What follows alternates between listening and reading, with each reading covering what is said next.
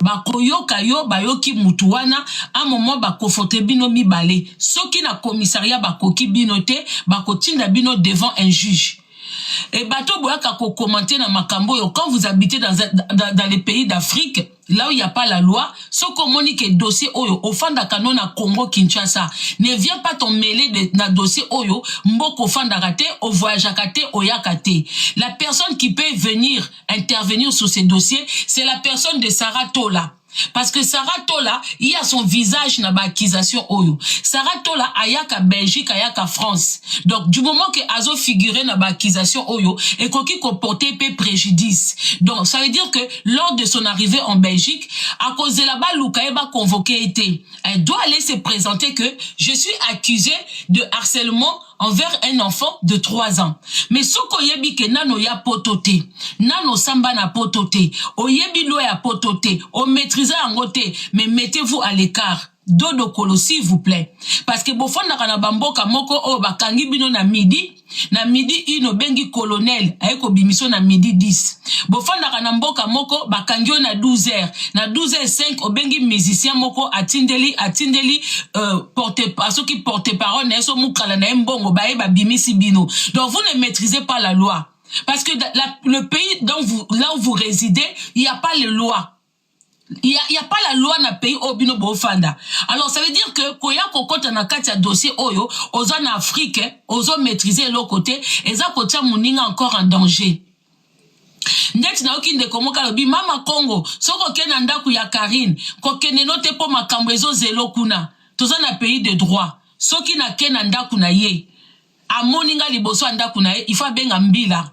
Soki on lakisi ke atie ba pomba o bazana po ba agressenga ay se met hors la loi. Ndeko oza na pays Afrique o yebite po na zui côté o yo lobike il y a des assassins qui m'attendent devant là-bas.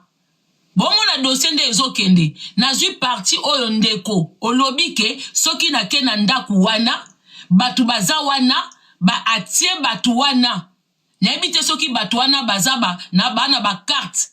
Ils ont permettre la sécurité, agresser Moutou. Parce que moi, connaissant la loi, je ne peux pas aller me rendre devant la maison de quelqu'un sans passer par le commissariat. Je ne peux pas. Moi, si vous me voyez devant le domicile d'une personne sans pénétrer dedans, je ne suis pas en infraction. Tu peux arriver devant mon immeuble. Tant que tu m'agresses pas, tant que tu viens pas casser ma porte, tu n'es pas en infraction. Parce que libanda nangai eza balabala l'État. Bandeko bofanda kana Afrique, makamsu bwaka kolobate. Nga ya toze nemi nanga na monyo devant immeuble nanga, tant que o agressé ngate, o yeko beta porte ndaku nangate, ozano na infraction te. Donc je peux passer devant sa maison. Tant que n'a que toke te, tant que n'a que bouka porte te, parce que je peux arriver devant chez elle, je sonne. Si c'est elle qui m'ouvre la porte, nazan infraction te. Infraction eza au moment où oke nanda kwa mutu, oke kosa la menace. Pozo landanga, infraction ezali oke nanda kwa mutu, oke kosa la menace. Mais si oke pa mutu, o sonné, ata bozana ba problème, okokolo ba peke na yakito solo la. Et j'ai sonné, parce que ko sonné na ko betan doum eza différent. Na ko bouk à porte. Donc bande comme sousou, en croyant bien faire les choses, vous aggravez seulement les choses. Parce que apparemment, on m'a mis des personnes pour m'agresser en Belgique. Alors moi, j'annonce mon arrivée en Belgique. J'attends toutes les personnes qu'on vous a payées pour m'agresser. Na Belgique, na territoire Yamboka loi. Je vous attends vendredi. Demain vendredi, venez me retrouver à la gare du Midi. Si vous avez été payé pour m'agresser lors de mon arrivée en Belgique, là où j'ai le droit, sans agresser quelqu'un, de circuler. Parce que moi, je me rends en Belgique parce que j'ai rendez-vous.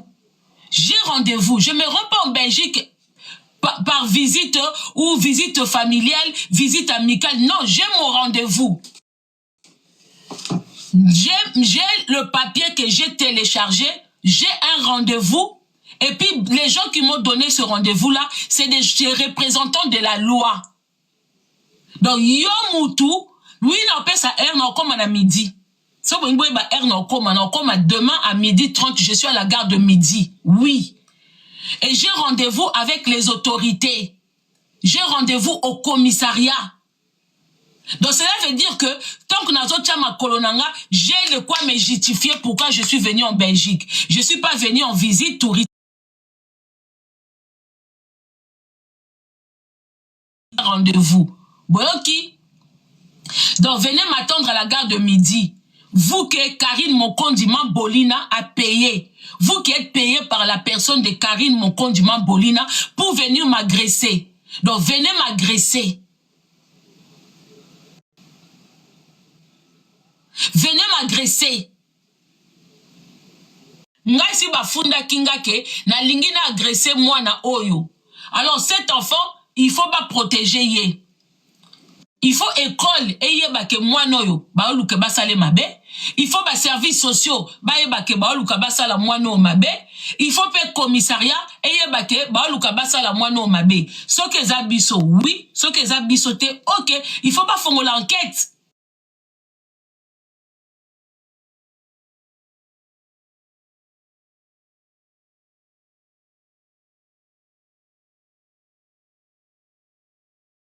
La bonne vidéo, là où nous on est en train de parler, on est en train de faire un programme pour agresser une petite de 3 ans. Bon, qu'il n'a pas prévu la bino, et moi aussi je ramène mes trucs. Et comment soit bino, bon, comme une pétition, bah ne connaissez pas signification de pétition. Vous évitez, vous évitez que pétition, moi que ça déjà qu'on contre hier. Vous baraté, hein.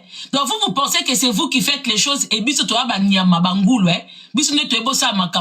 Que na YouTube, tout ça il a qu'une pétition, même commissariat on a aucun de wana. Il y a aussi une pétition contre elle. Donc si vous dites qu'elle s'est fait harceler, il peut faire prouver qu'elle fait quoi pour que Batouba harceler. Elle aussi elle doit ramener, elle fait quoi? Elle va dire que oui, quand j'étais enceinte, Bazaki Kotunisanga quand j'étais enceinte, mais elle fait des télé-réalités. Quand elle était enceinte, c'est elle-même qui était en train de faire ces fausses histoires. Un coup, elle fait tomber la grossesse et tout. Mbila rota le langoji. Mbila rota lango. Mbila rota la. Ce que Bombi Zeminao, comment les gens vont savoir?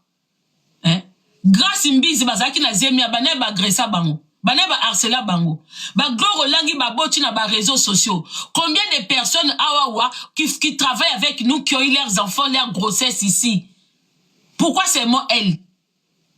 Bibo kasi ke na biso ke mbila ngo pa pesa biso ka raison boy. Il faut ramener des choses. Okokozwa avocat mutumwindu ou avocat mundele, avocat za l'état té. Avocat za ke tu ne connais pas la loi, tu ne sauras peut-être pas comment t'exprimer, au fouti avocat mo pa loba na place na yo. Mais il y a des juges, il y a les procureurs et les commissaires pour ça. Donc bibo kasaso besoin avocat, netinga na dossier on a besoin d'avocat té. Je vais d'abord aller savoir on me reproche quoi. Première démarche nangai, nazo komakuna, vérifier s'il y a une plainte contre ma personne. So babi nanga, oui madame, il y a une plainte contre vous. Je dis qu'est-ce qu'on me reproche de quoi? Et par rapport il y a bloko ba reprocher nga pe no bimisa ba élément nanga. Alors avenez de venir faire des lives. Ndeko zana Kinshasa. Olinga batanga kombo note me yo moko na ba komba baninga. Osenga kingai, mama Congo, yana Diofera. Nalingi kombo na ngana makam na binote. Mais comment toi tu viens faire des mises en scène à la con?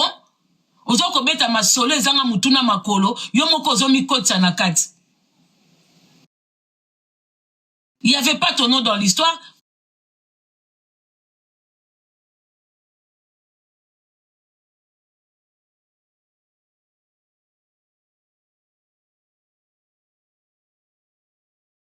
Moi on m'a porté plainte. C'est normal que na kenotuna.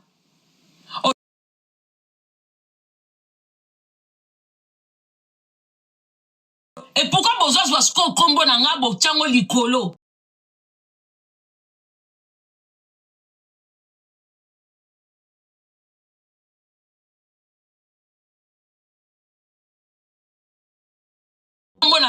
Et comme na ba live na bino nyoso tout bo comme ça la nga ba analyse partout. Nga ba porter nga plainte na lobi nazo kende komiti kanga moko. Alors pourquoi naza na ba minoko na bino mama Congo alinga kofunda mais bino so bolinga ofunda te c'est votre problème.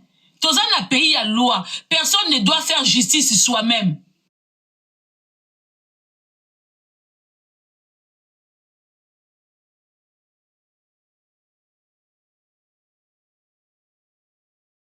voulez pas aller voir la justice, vous voulez régler vos histoires vous-même.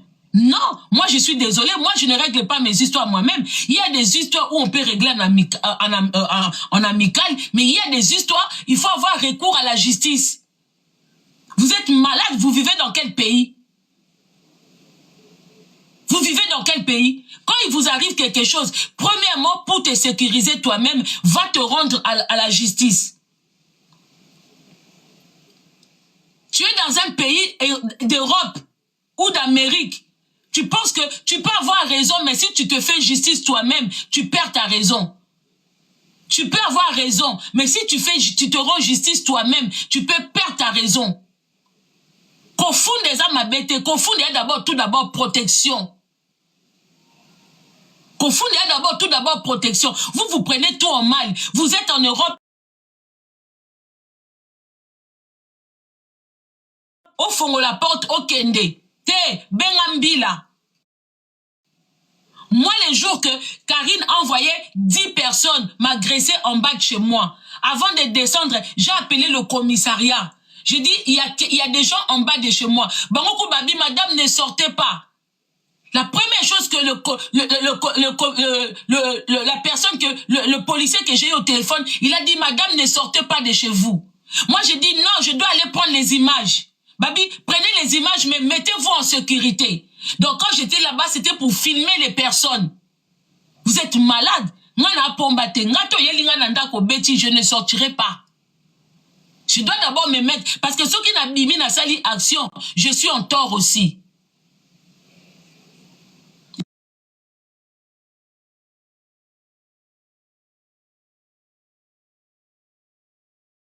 Faut avoir l'habitude de faire des mains courantes. Si t'arrive quelque chose, tu te sens pas en sécurité. C'est quoi l'autre comme moi bino Bobby moi nous azan la sécurité te.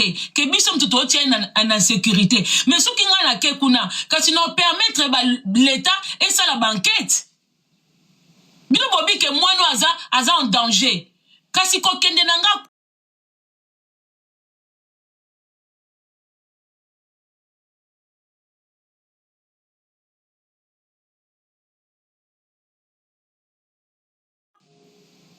Bolobi ke aza en danger, que biso mutu toza danger pona ye. Ngana ke komitika, que si réellement tozo tia mono en danger, l'état et ça la biso banquette. Na ba chaîne na biso, na ba propos na biso, l'état a que nous découvrir qui met cette petite en danger. Et loko nini et ça la que moi na oya en danger. Maman na ye biso ou bato ba bamboua. Parce que biso toza pe na ba vidéo ya batu nyonso tu o ba lobelaka mwana oyo. Toza na ba vidéo ya batu nyonso to batia mwana o na miniature.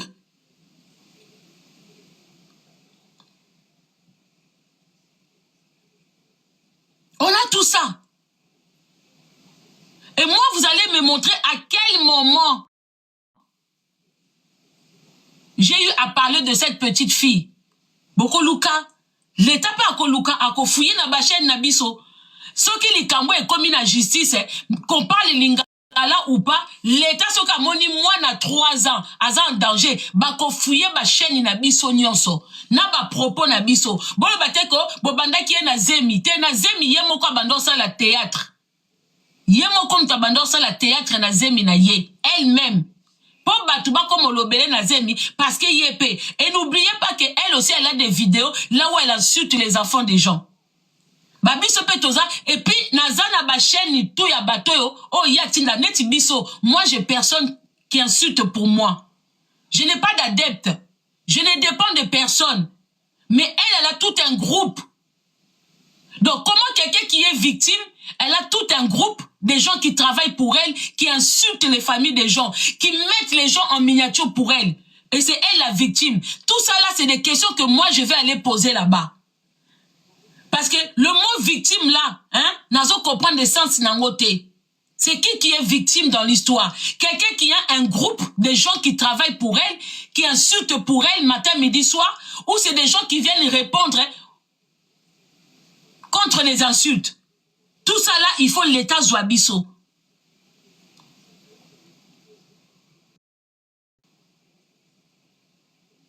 Il faut l'état Zouabiso. Alors bon balusa match te ke mama konga ke funda te ngande ba fundinga ngana okende ko répondre de ma part à moi. Voilà là où de ce qu'on m'accuse. Je suis là. Pona moni boko mon balusa makambu. Mama konga okendo funda. J'en ai rien à foutre de ces papiers. Ken Piana, tu as dit dans une de tes vidéos que attendez qu'elle puisse avoir ses papiers pour attaquer. Quand tu viens attaquer des gens, tu dois être préparé en tout. Tu dois être au complet. Arrêtez de faire du fait que aller sans papier, que les gens ne peuvent pas venir répondre. Ce n'est pas du fait d'être sans papier, elle n'a pas recours à la justice. À quoi répondre? À un moment, il faut arrêter. À quoi vous jouez là?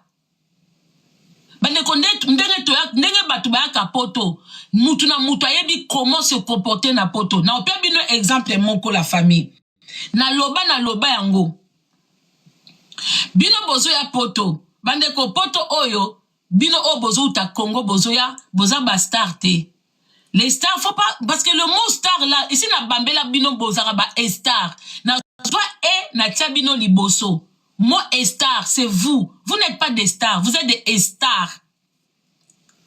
Bon, moi, les personnes qui sont des stars, quand ils viennent dans ces pays, il y a le quoi, Rihanna, Beyoncé, Wana Nyoso, Ototanga, Combo. Parce que tombe à un territoire, on a besoin de boire Kangunda te. Une personne comme Rihanna, si elle veut s'installer ici en France, alors que son banda kunaye, parce qu'elle a son argent, alors que son banda kunaye, a foutu ba taxe naye, tout, elle a ses papiers d'Amérique qui lui permettent à Rokende, bah ça les liens, bah démarche, oye, à se mettre en règle que présence n'est a.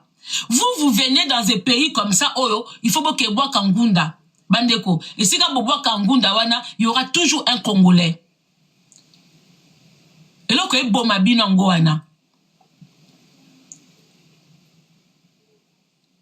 Soki bo ke no bois kabangunda, boko sala mulongo na baninga.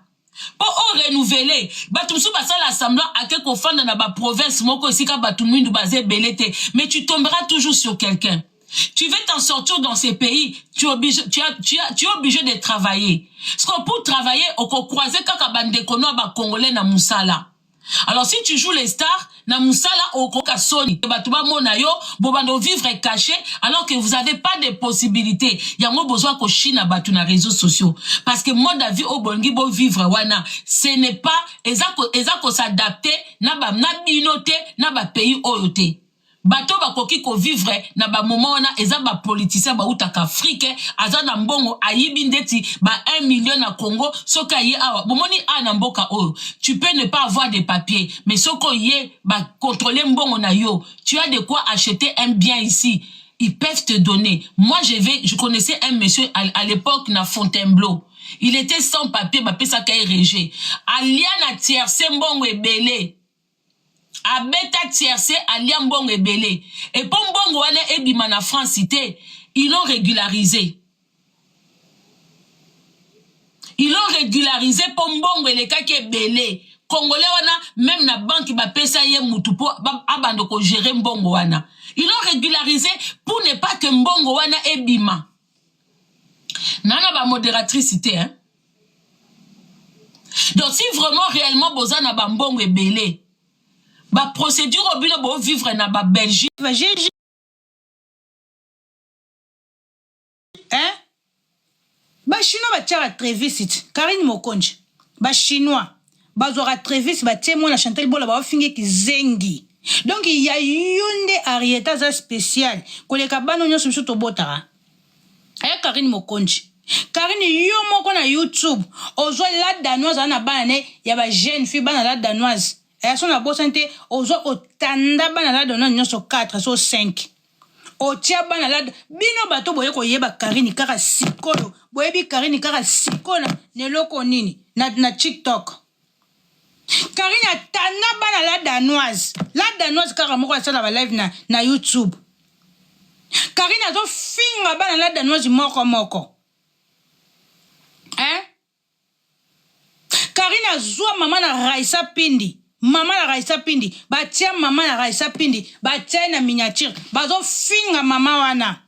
na tata ya Raissa Pindo sa kufa bino makam Karine ando sa na YouTube boye biango boya ko kotile boya ko se victimiser biso to ma boma to lai to la mukika boye to ya ko tangele mabunga to ma boma te to yi makambo ya sala na YouTube akomi na TikTok po aya loka bomo loka mutu malamu o komi na TikTok na ko yiba bino makolo na yibino makolo na TikTok eza application mutu nyonso na fa ata bino bana bozo landa abande konanga o ko ko lelo la muki o fongoli TikTok no o luki contenu na yo so moni ko ya ko teka o moni ko ya ko saba analyse o ya ko sala TikTok eza mutu te ozapeka obligé to matara na balève batu so pe moko lingo bando fungola o ko fungola parce que awa mutu afutela mutu wifi azate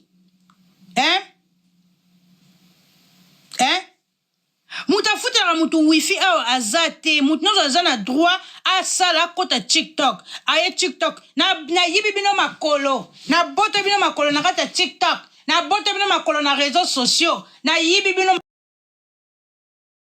makolo siko makolo oyo yibi bat na kata réseau na kata TikTok eloko nyama longa oyo zana eloko nyama longa oyo zana ngo na makambo oyo tindi Mura Ramses Mura kene ko loba kuna eloko nyama longa o Mura loba bakali acha zemi te bakali mobali bon bakali so acha mwasi zemi bimi bakali aza nzambe isifi bo monike bakali aza pedula te bakali achaka zemi makasi bakali achaka penja zemi bakali na lukana bakali bakali achaka zemi makasi bakali ozangi matière oro pesa matière bakali ke bakali ache mwasi zemi defwe bimi a mobali bakali a mobali bakali vrai noko bakali vrai noko bakali ndenga zana vrai noko bakali pena ndenga zana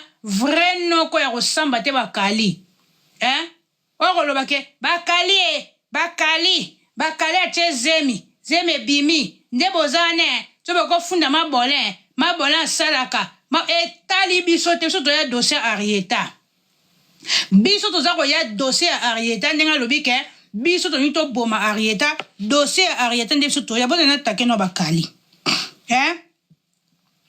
asala te etali biso te yino mwa te bato ebele na France wana omona mutu asala na France mais aza sans papier baobengane na biyo kanisi kozala oza sans papier osalaka nde ebikiso ebele ku baza omona bato ebele omona nga kuna komponani omona bi mais ba allemand olikam nini ena ba garçon ebele na mona ba garçon ebele bikolo omona mutu asalaka me ba refoule ye ba garçon ebele bikolo mutu asalaka me ba refoule ye na kamwa makambo makasi ngabi me mutu asalaka ba refoule nde nini yo wanzi ko refoule kipara oko betla so toloke mabole nde bomoni ona mabole akoma kosala agenda kosala femme soki femme de ménage agenda kopangusa na hôpital ya nani ya grande sœur na etali biso na nini ya aloba na la danoise na YouTube kazwa mukandati basera finga Olga Kabelu aloba na Olga Kabelu nini Olga yo zela noko samba no na Suisse da yo mura yoko confirmer biso lelo ke mabola zaka na mukandate ti lelo mura da mura yoko confirmer ndeni toloba mabola azwa nde era lobaki azwa reje siko makamni era yemora lobako na munoko mura ya machaka sikatin era lobako très bien ke mabola azwa reje ba pesa mabola reje mi balé yo zeno na bloqué yo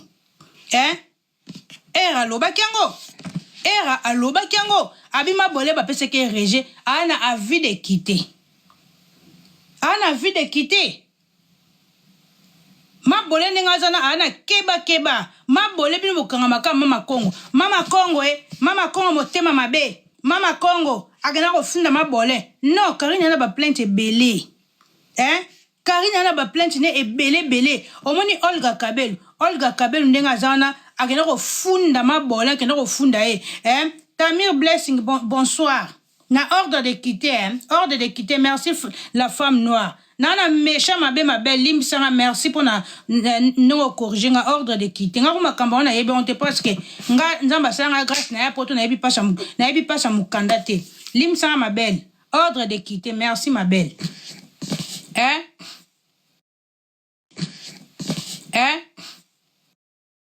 Olga Kabelo boyebi Olga Kabelo akenda kofunda Karine po anini Olga kenda azwa avocat Karine abanda kofinga ba planche kuba abanda kofinga afinga mobile Olga Olga silika kitela Cofax tina Maroc ba Cofax banda kofinga Olga na entreprise s'il vous plaît Olga na entreprise na ye mundela yebi ke Olga futa ba fiche de paye na Belgique et puis Olga Kabelo engagea batu ba salara Olga futa batu ana ba travailler ana ba travailleuse ba travailler ici à Bruxelles Mpolina là que vous voyez bolina ba mona mama ko ngazo sa force union so bino bolina bo katsa likamba sika po bouger réseaux sociaux mais ezana ngo ya sika eza likambo oyo Karina Solora ngona era registra ye a cela qui nango na cause que bakale nga mela poison kufa po beba longwe moi si na eze me longwe zemi na suka bane otila motema po bakine ko déclarer mwana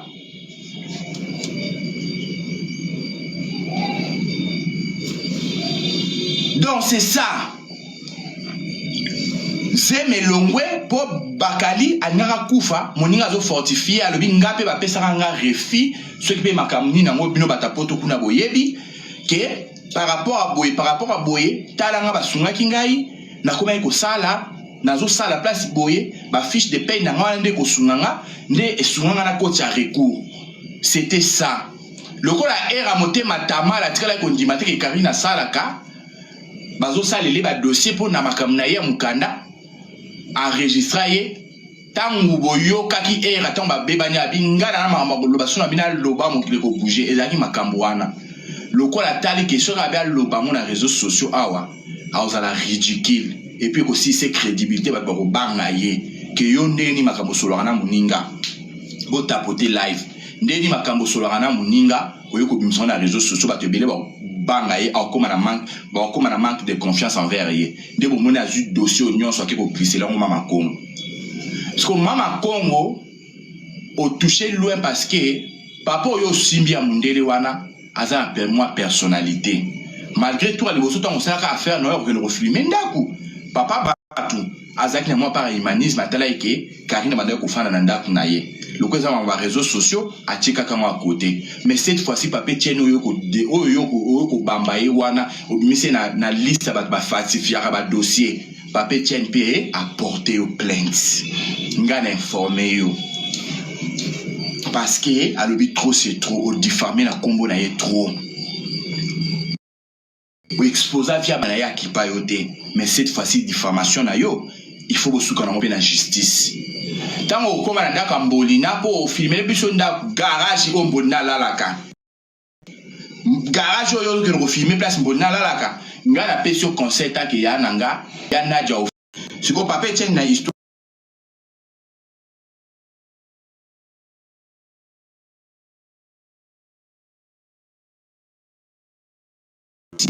mais baida ki Karine ya kopesa musala na mwasi na ye aza nde kwa Karine ba pesa ki musala Karine ba futaka ye pour et permettre ya zo ba dossier na ye akine ko kotisa recours lokola yozo ya na sujet ya ko kine ko funda ndenge ba pesa lui pa era sujet yozo ya nango ozo kine ko fundela yango wana ya ba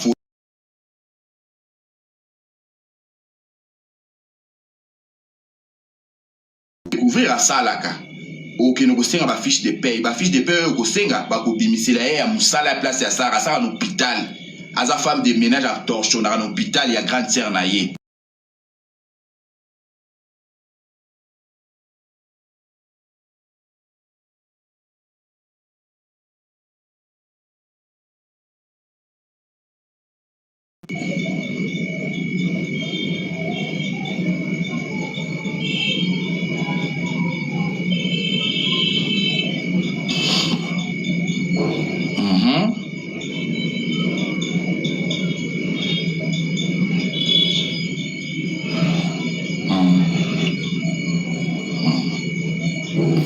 cœur esekeli.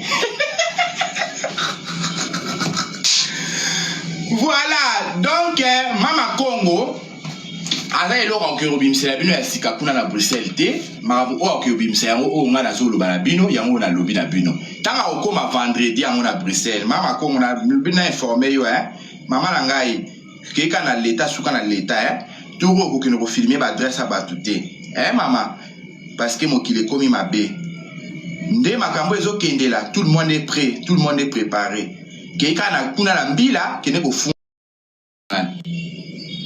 ngana yo yana de fera to sala ba live mwana zate obosani bébé so ozo ke ofunda mwana nani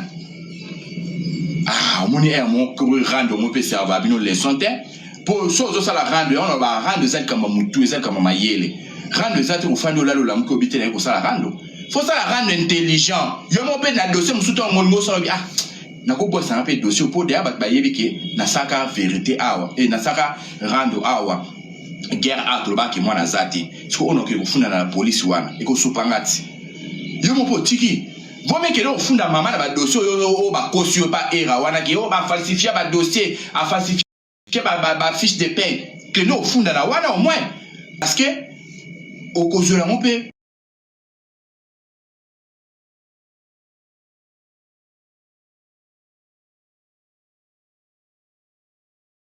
ba yo kamun dossier de tout le monde. Batun se vous participer à bosa bandoki, bosa batu normal te. Bosa batu normal te. Bosa batu normalité. Parce que ce bosa ki batu normal, boninga bosa ka rando normal ndenge zalaka. Boke na makamna bino ndeto bomesana. Mais oyo bokomi kokoti sana mwana oyo na bêtise na bino ayebi yango te. Mwana ngo pena ayebi bakombola bino ta maîtriser pe réseaux sociaux te. Mais boye ka bosimba ye oto ke ngoboto la mwana po mwana la ba iner mama ni na mazana pema okanga pongia mwana na ya kanga ngwa comme ça ngola alala mbala moko yeso abimi na mwana na caméra parce que za personne publique boba o ba fana na ba bana na bango caméra ezate bana ti 2h 3h boni wolo ba ke ba mama na pe ba za ba mama insensé te eza morphologie à mwana. C'est morphologie moi déjà bino mon boloba na poto bo maltraiter moi na te faut botika moi na sa mambo ya lingi boloba bongo te boba te na poto ba maltraiter moi te pour moi na ofuna na mbila siko mwana wana o bozo ke ne koloba wana bolinga ba maltraiter pour la pongi pour ceux qui ba comme on laisser pongi na makasi et comme un peu beaucoup me maltraiter bongo te. Ok, bon là, ça me tout pour moi, viens dormir. Dors, là. Et comme on m'a maltraité, ça va tourner l'école. Oh là qui bien, oh non, j'ai pas bien dormi parce qu'on m'a maltraité, boye. On m'a fini comme ça.